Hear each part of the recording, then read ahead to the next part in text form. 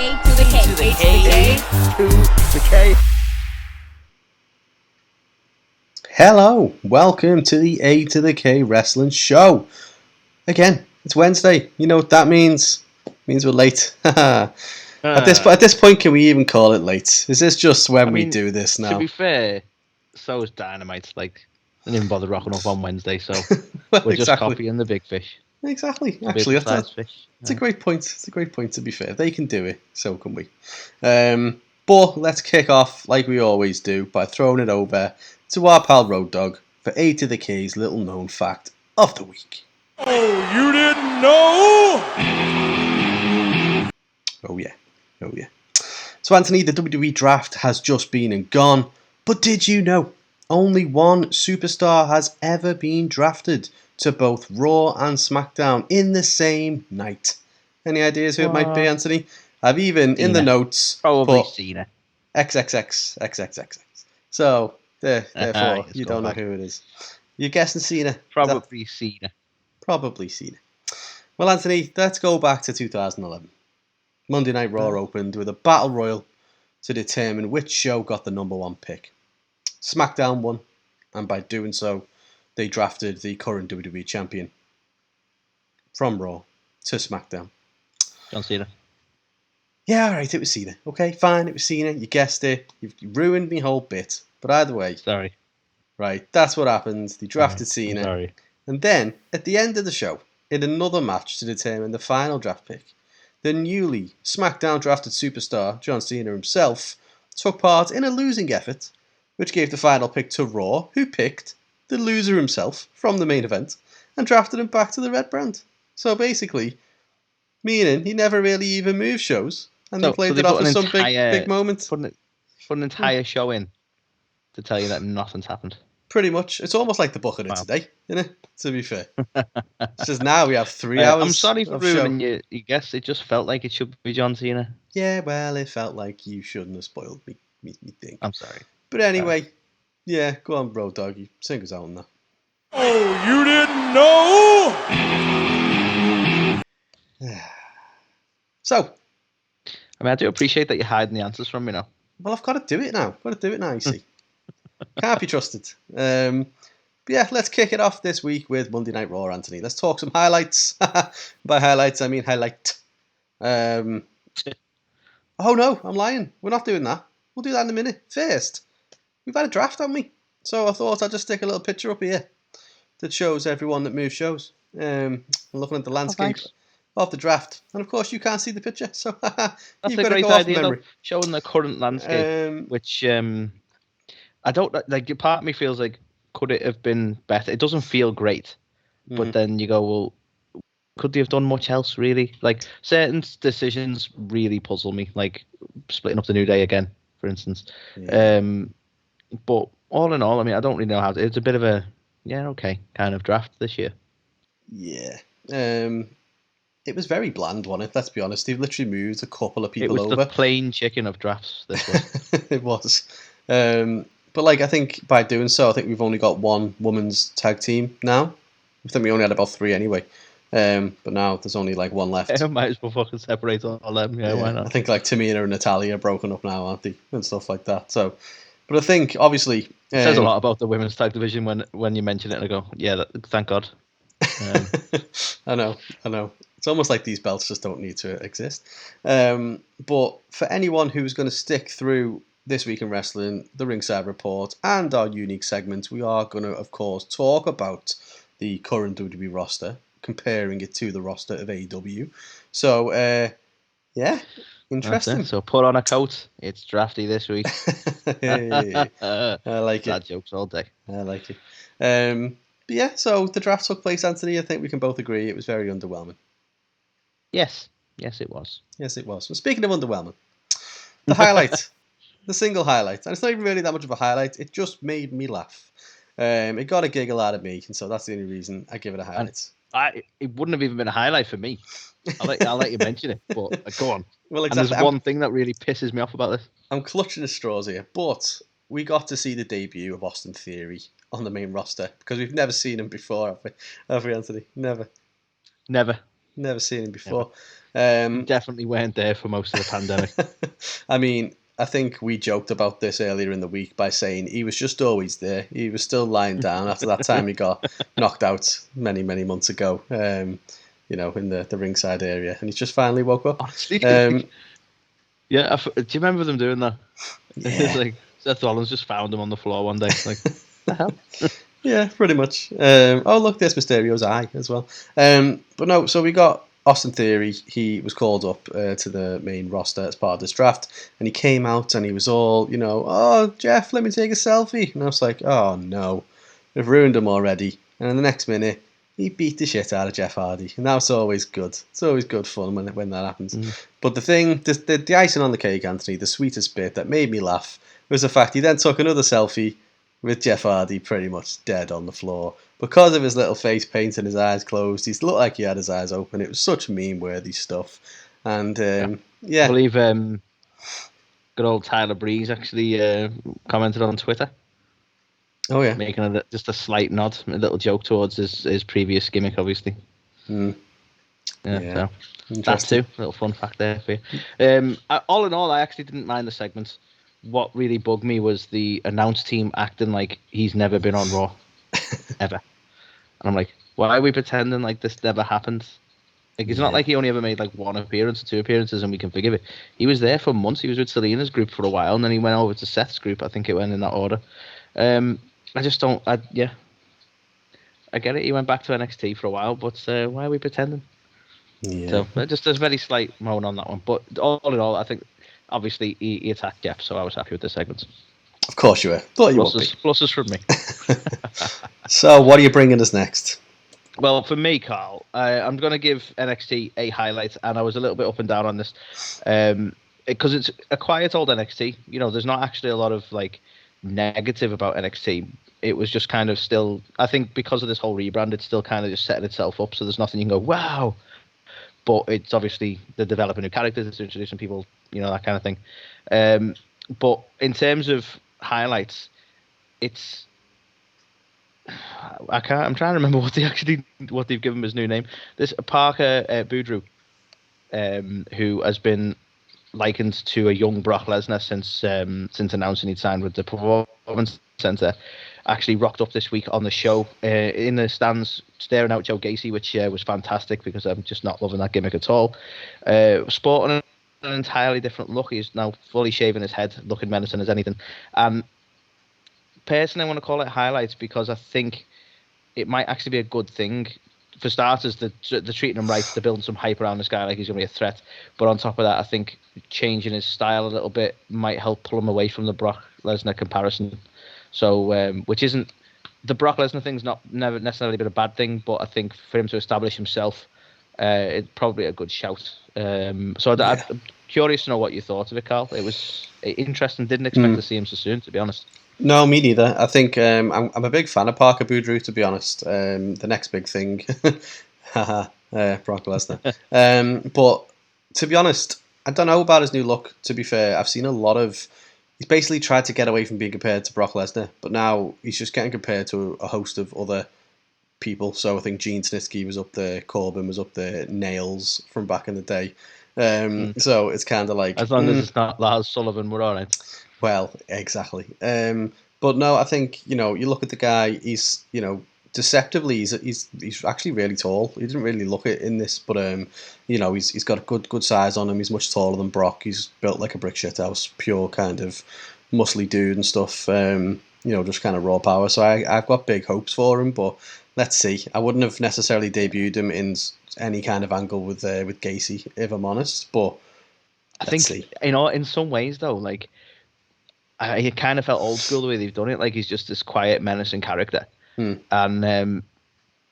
Gacy seems like the perfect one for it because if they need to drop Gacy's gimmick because it's not working, then he can just tear him apart. Do you know what I mean? And like just an absolute monster squash. I think it could be in the offing there, which is perfect. It's the right way to do it. Yeah, I remember another young talent who's had a very strong and silent gimmick, and the first time I saw him I was like, wow, this guy's going to be big, and the next minute he's getting married to what's her face and going on honeymoon. Yeah. Yeah. So You're thinking that Parker might end up in some sort of love triangle for Indy? No, in NXT, probably. Yeah, hopefully not.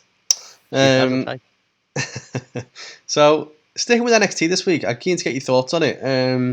I was a big fan of the Mandy Rose and Ember Moon match, not going to lie. I think Mandy Rose, she was very hit and miss, and when she's been on the main roster, obviously she was okay for a bit. Then they put her with Sonya Deville and all that kind of stuff, and then she was with Otis for a bit. And it wasn't really a whole lot of anything. And then she was kind of in a tag team with Dana, wasn't she? And then that kind of didn't work. And ultimately, she got sent back down to NXT. Now they rebranded her, and I think it's a really positive thing. She looks like a big deal. Yeah. I think the fact that she's like the leader of her own little faction and stuff like that. And Ember, I'm just happy to see her, because she's super talented. She was another one who was called up to the main roster and just made her way back there. So I think these two had a point to prove, and I think it delivered. I was impressed with the pair of them. I couldn't agree more. Like I've thought a lot of Ember in her run in NXT since coming back from injury, but Mandy, I wasn't really a big follower of NXT when she had her initial time in NXT. So I only ever really knew the Mandy Rose that we got on the main roster. So for me, this is like just worlds apart, you know. And yeah, I was quite impressed. And I think I think I mentioned it last week, but you know what she's doing at the minute with Toxic Attraction and this whole attitude change, I think it's nothing but good. So yeah, a definite highlight. I like it. So moving over, my next one, going over to SmackDown, actually, it'd be the women's opening segment, mate. And just really, and I don't know if this would be a highlight, but it should be. But my main reason for it being a highlight is that it was much better than Raw and a lot less fumbly.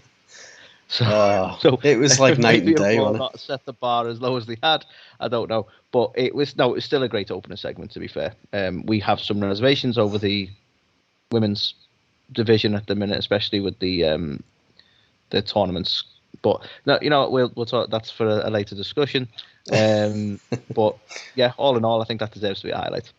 Yeah, no, I'll agree. I think the Raw execution of this was terrible, so I'm glad to see they fixed it and kicked off the show in a way that made them all look pretty good, to be fair. So I will agree with you on that one. Another one, I don't think there was any wrestling highlight segments for SmackDown this week, but I just want to give a shout out to Paul Heyman. He's just so good, isn't he? Like, we know he's good, but every now and again he pops back up. I think that's what it is. I think he's been a lot quieter with Roman because he hasn't had to be the same talker that he was for Brock. So I think it's easy to not appreciate it, and then you get something like this. So I do agree with you. Like, we know he can, but this is just a display of his... I was going to say prowess. I don't know if that's right. But it's skill on the mic. We'll go with it. But no, it was a fantastic promo. It was Heyman like at his best. I think to your point, the fact that he's just because he hasn't really been as much of a mouthpiece for Roman as he was with Lesnar. He is kind of just very repetitive lately. Just my tribal chief and blah blah blah, and like not a whole lot of kind of blah blah blah blah blah blah. French apparently for some reason as well, but. Yeah, I think this whole thing about, Frankenstein taught the Doctor a lesson and stuff like that. I just thought the whole way he shaped the promo was fantastic. And I think he is the one who's kind of single-handedly keeping me interested in Brock versus Roman for Crown Jewel, which is a weird thing to say because... it is funny, though, because we really want to know who he's going to end up setting, because something's going to happen. I feel like he's going back to Brock, personally. Well, yeah. I mean, they're setting it up so much that way that are they going to try and pull like a double swerve where, I don't know, we'll see. But yeah, I think are we going to get Heyman screwing Brock over and then cut the promo that Brock screwed Brock? Sorry. Maybe. But yeah, so fantastic promo from Mr. Heyman himself. Yeah, couldn't agree more. So I think the last highlight for me, and certainly the last one for WWE, Carl, is Edge and Rollins. Mm-hmm. So I think we can both agree this is probably the culmination of the feud now. It's very rare, honestly, that you can keep something this like going as long as they have with these two, and it still be a highlight and still be great. Like, I normally bitch and moan about these things, but let's face it, this is probably the longest feud WWE have got going for them at the moment, and Hell in a Cell, fucking perfect, and I can't wait to actually see who comes out on top with this one. I feel like it's probably going to end up being Rollins, if I'm honest. But we just they actually book it in a way that I don't really know for sure. But yeah, I don't get me wrong. I'm not gonna I don't want to be too negative when I say it, but I feel like this has to be the culmination of it now. Like if they keep this going much longer, I think it is going to start feeling stale. But at the moment, still definitely a highlight. These two work fantastically together, and I am looking forward to it. Again, yeah, I will agree. I think when Edge first came back, we were looking at who we'd like to see him face. I think Seth Rollins was probably the first name on the list for both of us. So it's funny that we finally, yeah, have it again, have it another time. It's like, no, stop beating me over the face with it. But no, yeah, I think they haven't handled it as good as they could have done. Do you know what I mean? They've even gone a bit of a kind of weird, convoluted way of like, oh well, let's have Seth do a home invasion angle and stuff, and it's a bit like, you don't need all that. Let's injure Edge and have him be out for his neck, and he's never coming back, and then he's back up. Yeah, I don't know. They didn't need to go the way they have with it. The overproduction of the neck thing was probably the worst part of it for me. Like I get, in some senses, I kind of get why they were doing stuff like the home invasion stuff, to sort of work with Edge's sort of, because he is a part timer at the end of the day. But yeah, I think the playing on the neck thing it felt a little bit overproduced in it. Like he could have just took the loss, but let's act like he might be career ended again. Yeah, exactly. But I think this is it seems like the final one now. You had obviously Edge going over, you've had Rollins go over, so let's see who's going to walk out of Hell in a Cell as the man. No, not Becky. Seth just crawling. Or is it? Just rocked up. So Anthony, let's swiftly move over to the O'Shites for WWE this week, and I'd like to just prose my first O'Shite, which is the whole of Monday Night Raw. It was fucking awful. So I mentioned before, they kicked off with a fumbling, terrible women's promo with that was awful. And then Tweedle DeVille and Tweedle Dipshit come out and they announce a load of stuff that we're gonna, meant to get all excited about, including the main event of Bianca Belair versus Charlotte. And I was like, okay, I don't know why we wouldn't just have it right now, because this is when it's like, let's have that be the opening match, but we went completely onto something else. But the match sucked as well, and it's like, wow, I expected this to be great, and it wasn't. But yeah, so then, controversial maybe, but I don't think Charlotte's, since her return from, I don't think we were ever fully sure what she was off for. I don't think she's been that great in the ring, if I'm being honest. I get that she's one of the best women's wrestlers, and I'm not discrediting her for that, but I think her in-ring work hasn't been on form at all since she's come back. Yeah, I feel like she's only ever had one decent match, which was with Shayna Baszler. So, yeah, that just, that didn't deliver. But obviously, as I said, the Sting was taken out of it by Jeff Hardy versus Damien Priest. Again. Well, Sting's on AEW now, so. Oh, exactly. They took him out. Sting was taken out of it. But no, we had Jeff versus Priest again, which is like, come on. How many rematches, really? Seriously, who else has he got? This is the curse of the fucking mid-card. Don't know. I've got the US title, so now I've got to fight these two fuckers over and over. I mean, again, when we talk about the rosters, there's a lot of fucking C-level talent in that company, so maybe they should use fucking something. But yeah, we'll get onto that.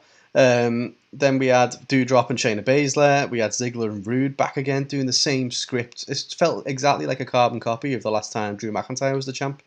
He comes out and goes, I made you. And it's like, well, now he's comes out like, I made you. And I made you. And it's like, come on. It's just a rehash of the same thing. We have fucking Oldberg. He's back. And he buries the Hurt Business, who've only just come back. It's like, brilliant. Naturally. Okay, why not? Yeah, and then obviously the main event, that sucked. And we had the whole Sasha and Becky and Bianca and them coming out and just all fighting each other, but in a really shit way. I was just like, it was awful. It was the worst episode of Raw I've seen in a long, long time. Time. I mean, for certain, I know it's a slight digression, and I was doubling back a little bit, but seriously, what happened to Bobby Roode, man? Yeah. He was glorious. He was so cool. On NXT, he was awesome.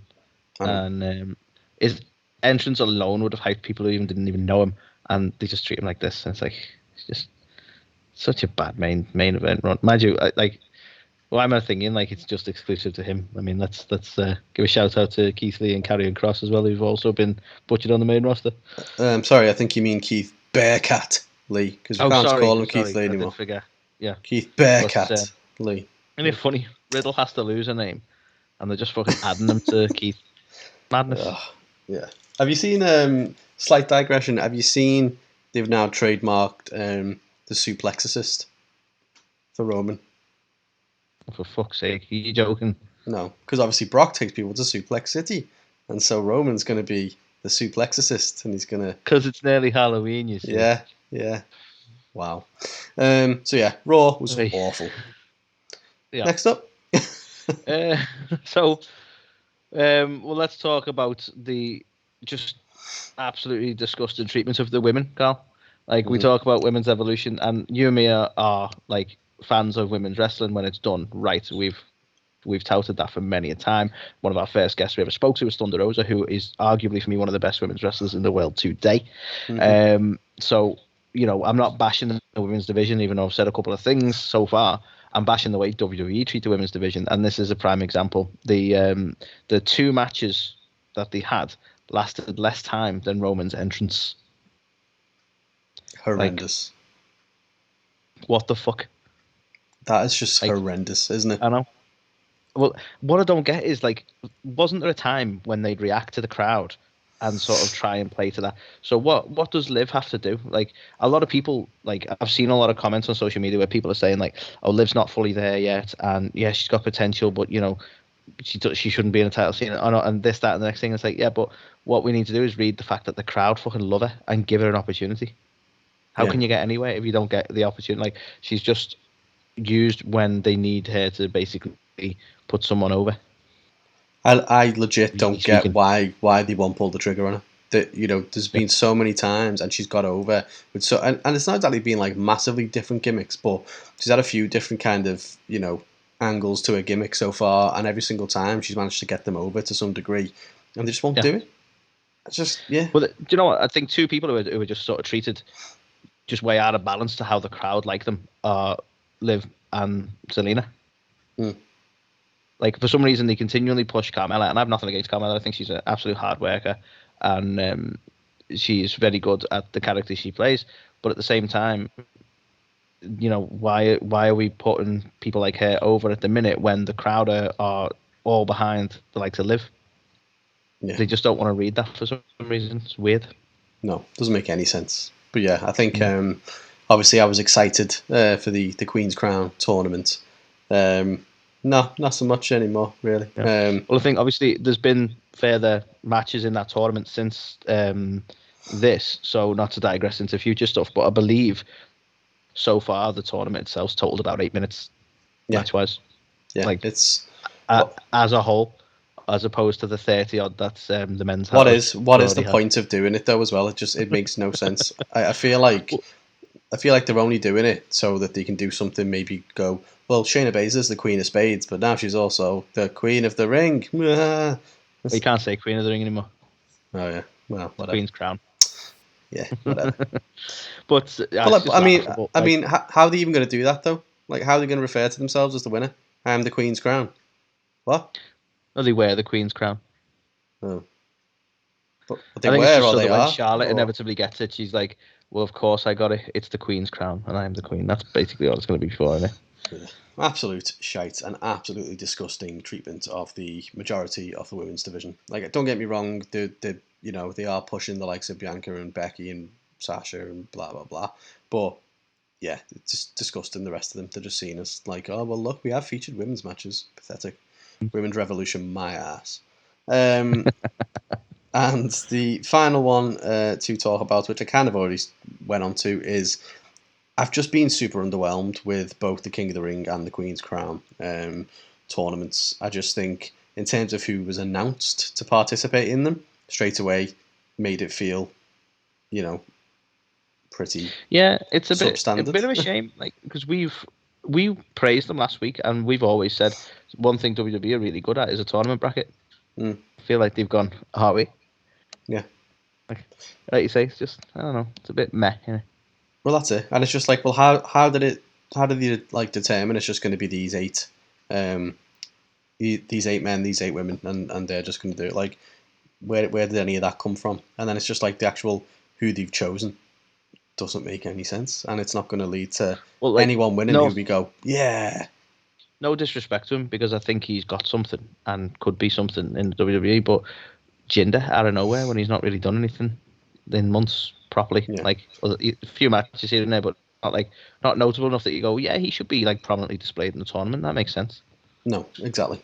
So yeah, it's just bizarre all around. And for someone who loves a King of the Ring tournament, underwhelmed is an understatement, to say the least. So, Anthony, WWE this week.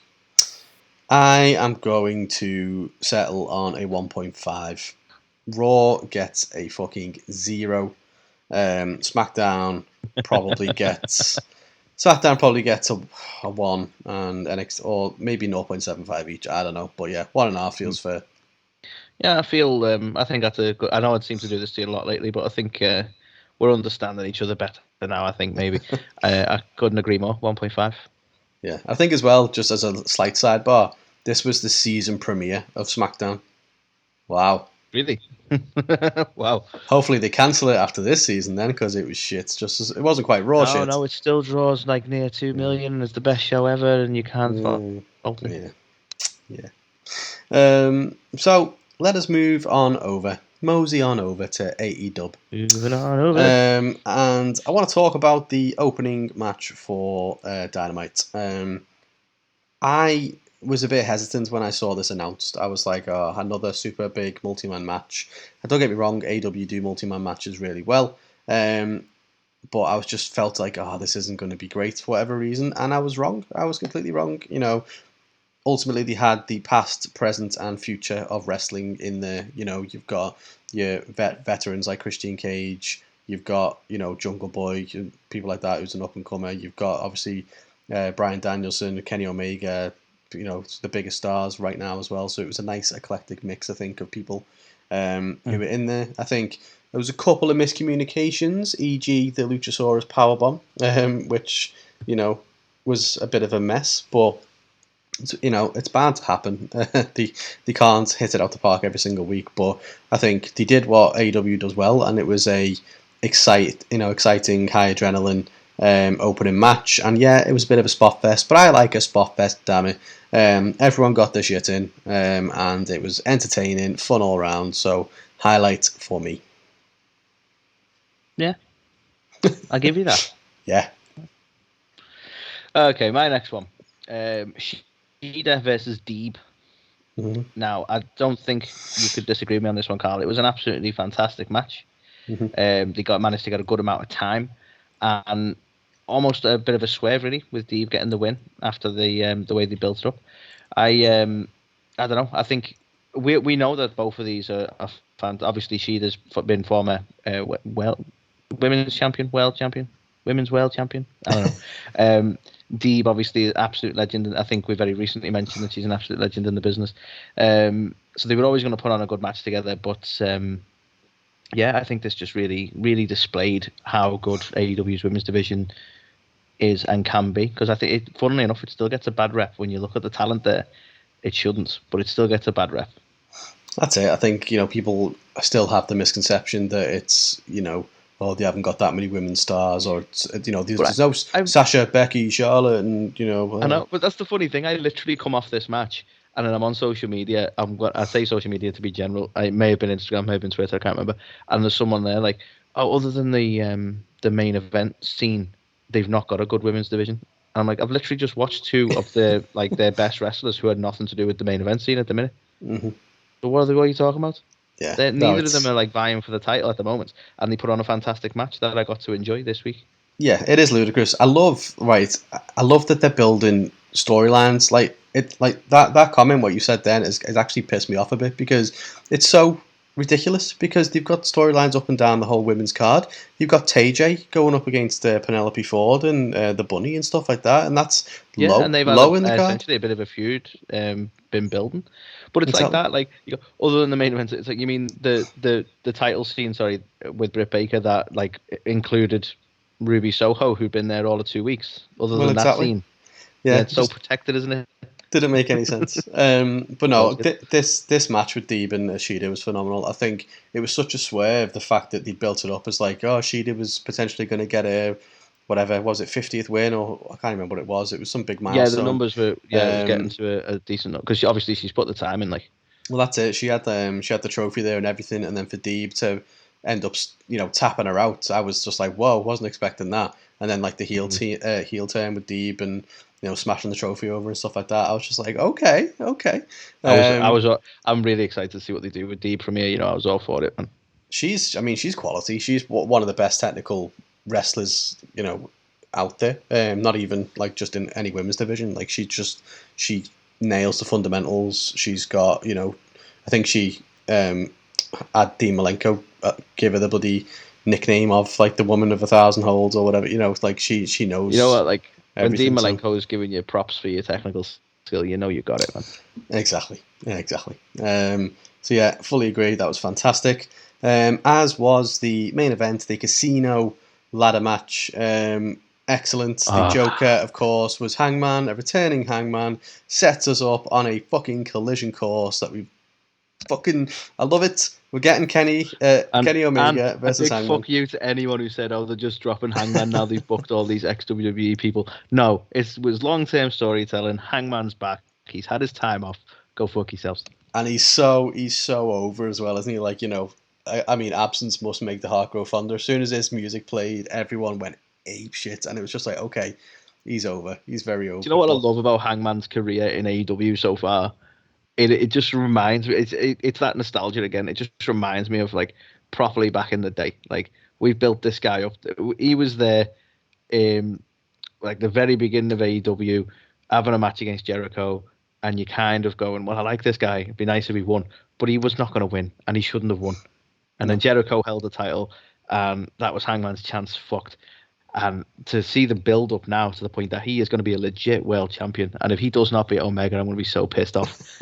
Not like not like falling, not even like it's the wrong decision. It's just like because we're that invested in Hangman and the sort of the long run he's had. The relationship with Omega is one thing, but the long run he's had, the long journey he's had back to the title scene, it's like it just the payoff just feels perfect that he should win this now.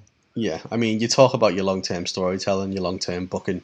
There's no better example at the minute than Hangman. All the peaks and troughs he's been in, and the redemption arcs, and the failures again after he managed to climb back to the mountain, and then we're setting up Kenny versus Hangman again, and it's just like, it's going to be brilliant. I can't wait. And shout out to the I don't know, the on-screen graphics team, whatever you want to call them officially, because every time they put their little captions up about Hangman, they do make me laugh. And this one was something about him missing work for the last 7 weeks, and I'm like, that's quality. Yeah, was it finally showed up to work or something, wasn't it? Oh, it's something like that. Yeah, but I love the idea. But there's so many just daft things that they put up with Hangman. I love it. I hope they keep that going. Yeah, definitely. It's part of his character now. Everyone's on the lookout for it every time, aren't they? Oh yeah, definitely. So so the next one, Carl, for me, is actually going to be CM Punk versus Daniel Garcia. Mm-hmm. So it's been an interesting one for Garcia. He's sort of come out of nowhere, really, and he's now having matches with the arguably the top guys in the business. Like, obviously, the CM Punk's a massive deal, but on top of that, he's putting on great matches with them. And you can't say that like people like Punk are carrying him, because one of the news articles we'll talk about, I'll give a bit more detail later on, but Punk's feeling the sort of the rust of not being there for 7 years. And yes, he's a legend in the business, but Garcia's obviously got something to sort of to play. To play didn't sound right. That's why I'm trying to double back a little bit. To play with Punk, that's not good. To go in the ring with him, you know what I mean? So. I think it just needed to be a highlight this week, because I think it's a fantastic choice. I love what they're doing with Punk in terms of this. And I know Punk basically said he wants to push younger talent, but there'll always be these negative twats as well. They're like, well, it's Punk won, so he's burying them. Like, he's not. They need to be showcased, you know what I mean? Similar to as much as Cody overproduces himself and loves himself, Cody was doing the same thing with the TNT title. He had people out week in, week out to showcase who they were. He wasn't going to lose the belt to them, obviously, but it was great to see. So yeah, all in all, I want to give a highlight to that match in particular. Yeah, Daniel Garcia's got something. You heard it here first. He's got something. I've been really impressed with him. I don't even think he's been made all elite yet either, which is baffling because, I mean, maybe try and speak to him before he is. Well, yeah, yeah, that'd be something. But no, I think the amount of people he's gone up against over the last couple of weeks, in terms of the caliber of them and their position on the card in AEW, it's mad that if he isn't signed to them, so maybe he is and they just haven't announced it yet. But fair play, this guy is he's got something. So I'm expecting big things from him if they can sign him. But he manages to put on a fantastic match whoever he's in the ring with. So I think it's hopefully going to be a great acquisition for them. And I thought this match was great. Punk still delivering, and it's easy when you got a dance partner like Danny G. So my other, and I think the final highlight for AEW this week, I just want to talk Lucha Brothers versus the Acclaimed. Anyone who listens to this or watches this knows I fucking love the Lucha Brothers. They are fantastic in every way. Yeah, amazing. The pair of them. They're so fantastic. Mind-bogglingly good in the ring in terms of what they can do. They've got the look. They've got, they're fantastic. And the interesting part is, for me, is the Acclaim didn't half hang in there. I think that is just a testament to the pair of them. I think it's mad. I don't think they've had a lot of showcase of their in-ring skill. You don't think of the in-ring ability with the Acclaim, do you? No. I think it's mad because if we look back, to when we first saw them, I think you and I were probably a bit like, just like a John Cena rap gimmick rip-off. Oh, these are pretty shit. And then I think a couple of weeks later, I was like, okay, I take it back. They're actually quite entertaining. And I think for once, you might have been more like, nah, because normally you're the one who goes, actually, yeah. And I'm like, nah, fuck them, I hate them because I'm a stubborn bastard. But then now to look at, how good they are in the ring, how good they are as a team and stuff like that, I think, they're, future tag champions for sure. The Acclaimed, I'm a massive fan. But I thought they were great. Both teams, excellent tag team wrestling, something which you don't tend to see in any other promotions. Great match all around from them as well. So, highlight. And I think we've only got. Wholeheartedly agree. Before we move on, actually, to the O'Shites, it's something I've not put in, but I'm keen to get your thoughts on it. TBS title. Yeah, stick it in there. The hose title. Terrible font. You can't not see it when people point that out. Jesus Christ. I'm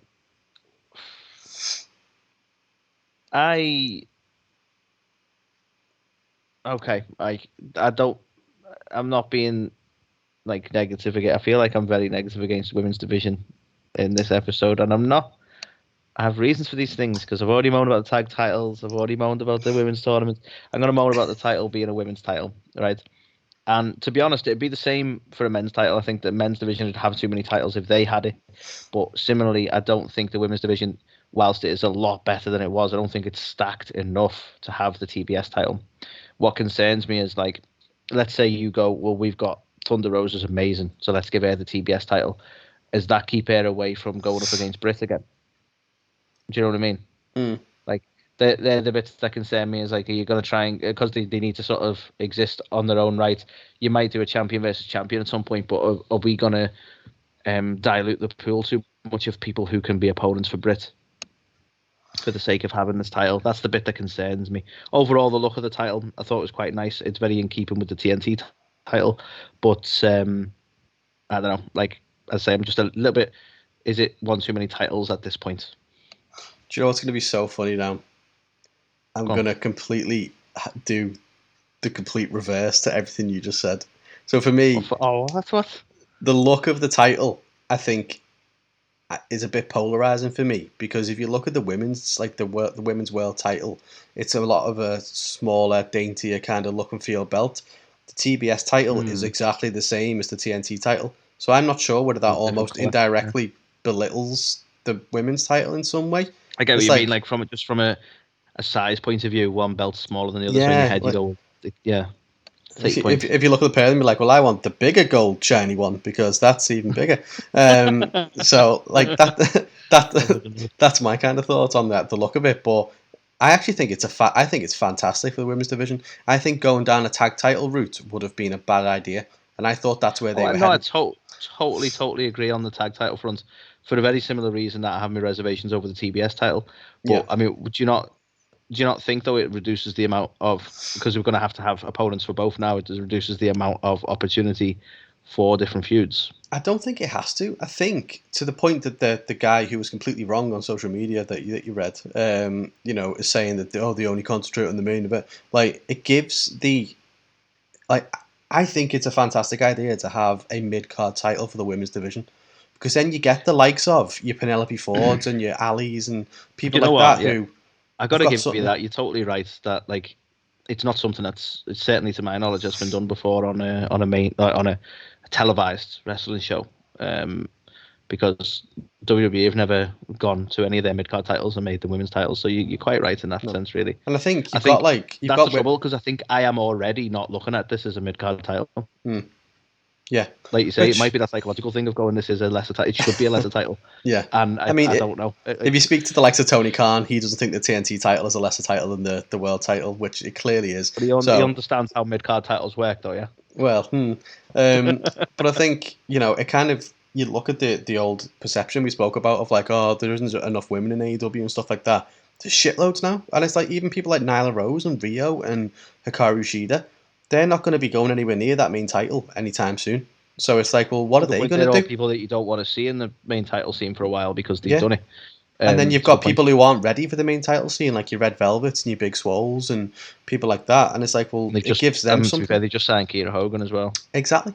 So, I think I'm made up, to be honest. I think it's... All right, you win. No, I think I'm really looking forward to it. And it's going to be via a tournament as well, which let's hope they give them more than 3 minutes per match. Yeah. So yeah. Anyway, slight digression. But Anthony, you've got the only shite for AEW this week. Okay. I feel like this shouldn't really be me because I feel like I'm more negative towards Cody than you are anyway. But it's the Cody. So negative about Cody. The Cody on dumpster fire. That Yeah, that's their the whole segment. Yeah. A literal dumpster fire. I know, couldn't be more apt, really. But I don't think I was as aggrieved by Arn's last promo with Cody as you were. But this has kind of cemented to me that it's not going to work. No, it just. I mean, the first promo he did, he was just rambling old man, and he was just like, "Yeah, I get a Glock, and you just get out the car." And it's like, you complain about kids on your lawn. I go out with my gun. It's like, what the fuck, Arn? Like, Arn's off his meds again. Yeah, pretty much. Whereas this time, it was the same, but just one step worse. It was like, "I'll have lit a fire outside your house. Come down, Cody." And he's like, "Okay, why have you done that, Arn? Do you want to go back inside and, get back in bed?" "No, give me your tie. I'm going to burn it." "Well, don't burn me tie. It's me tie." "No, give me it." "Okay, you've burnt me tie. And now I'm going to slap you." This is a total swerve, and this is just eventually Arn gets committed.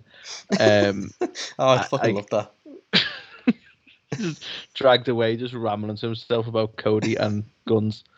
Unless, joking aside, they're obviously going for something here. I don't even think they're going for what would work. I think we were hoping that he's turned on Cody, but it feels like he's trying to bring the old Cody back, and it's like the old Cody's the Cody we've got now, the one who thinks he's awesome. Just he needs to turn heel is what he fucking needs to do. I know. I mean, if this leads to that, then okay, it could be interesting. But the way they're getting there is just awful. You'd think by now, as someone who's been watching Roads to the Top, you'd think he would know, because he's seen all of his bad segments and he's owned up on the show to, "Okay, I was shit there. This was bad there. I'm awful. I'm terrible." That's all he ever says on the show, and it's like, well, stop it then. Be good. I've not bothered watching Roads to the Top because it's shit, but he's a really affable guy. I've seen interviews with him, and the character he is on screen is definitely a slightly more full of himself than his actual person, from what it would seem. But I just don't get how can we not? He must acknowledge that, surely. He's savvy enough to the business that he knows he needs to turn heel, that the crowd are not liking it at the minute.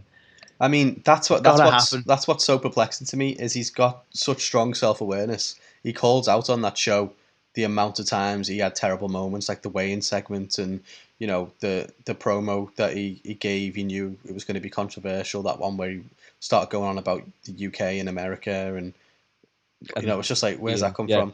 And having being a beacon for mixed race relationships and stuff like that. Exactly, and it was just like, right, okay. So I think he knows that, like, when he watches it back or whatever, and he's like, yeah, okay, that wasn't very good. But it's like, he is so fucking good. It's just, why can't he just not Cody himself? Stop it. Oh, he Cody'd again. Yeah. So, yeah. Yeah, I mean, do you not think Road to the Top is kind of like, it's kind of weird, isn't it?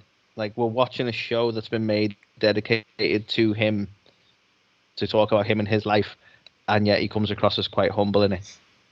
It's like, well, no one else has got their own TV show, Cody. I know, yeah. It's an excellent point. I'm just saying.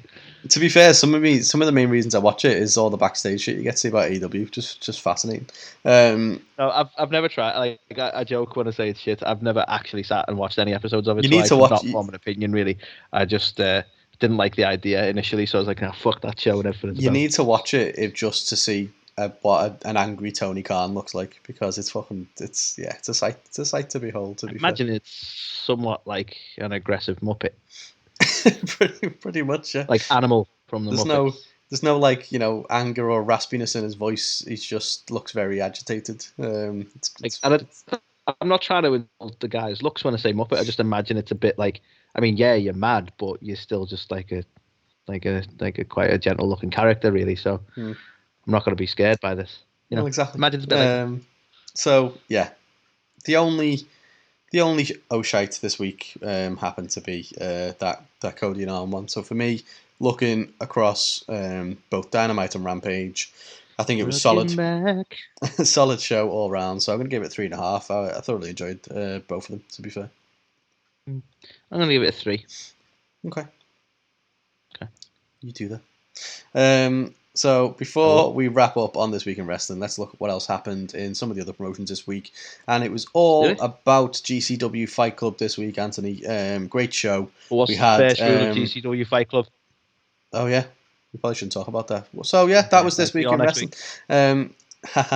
See what you did there. No, it was an awesome show. We had Matt Cardona regaining his internet title from Effie with help of a masked character, which turned out to be Chelsea Green. So, yeah, surprised she didn't get, like, fucking annihilated or, worse by the fans at that promotion. But, yeah. So we had that. We had a scramble match, which turns intergender when a 7th mystery participant is announced to be Thunder Rosa. And she just goes in there and starts beating the shit out of all these men. And it was a fantastic time. Solidifies this obvious working relationship that they have with GCW. Like, it's not just the odd person or the odd match here and there, like Thunder Rosa, man.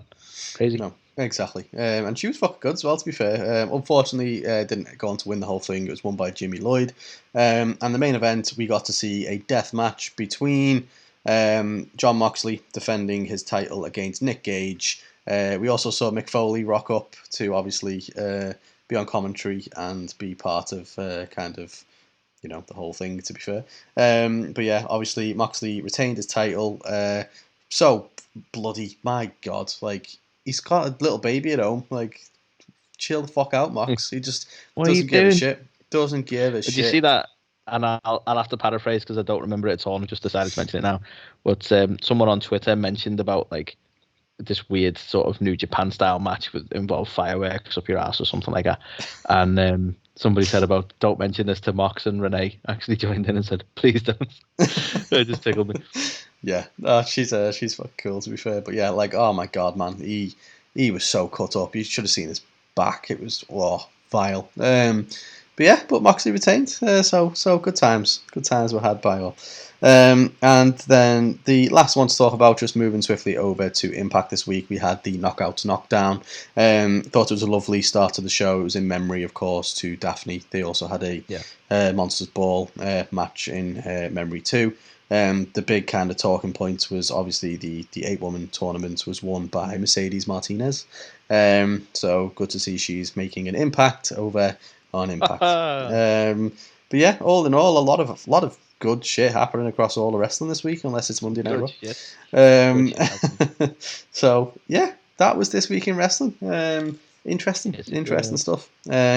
We will be back talking all the news and rumours in the Ringside Report, and we'll be comparing the WWE roster with the AEW roster to see whose roster's bigger. It's not about the size, it's how you use it. Who's got a bigger one? So we will be back after some lovely words from AEW's Thunder Rosa. Hey everybody, this is Thunder Rosa, and you're watching or listening A2theK. A2theK. A2theK.